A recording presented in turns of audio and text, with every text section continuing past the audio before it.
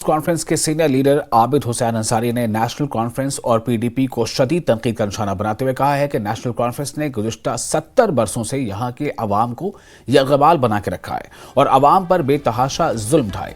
वहीं उन्होंने महबूबा मुफ्ती को भी आड़े हाथों लिया।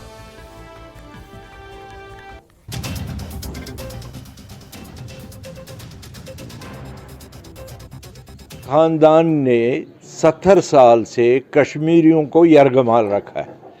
नेशनल कॉन्फ्रेंस की ही देन है। यहाँ आजकल जितने भी लड़कों को पोटा या बेसे या बाकी चीज़ें लगी हैं, ये तो नेशनल कॉन्फ्रेंस की ही देन है। किसने लाया? इन्होंने ही लाया। जुल्म पहले ये करते हैं, फिर आवाज़ यही उठाते हैं, हाय जुल्म हो गया। जुल्म इन्होंने किया क्यों, कैसे किया, ये तो आप सबको पता है कि एक ख़ानदान दूसरा ख़ानदान, ये दो ख़ानदान हैं।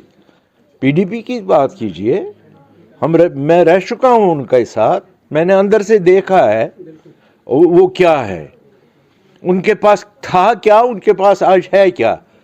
सबको कमीशन लगा, ये महबूबा मुफ्ती को कमीशन क्यों नहीं लगता है? उसने की इतनी दौलत लाई, कहाँ से लाई?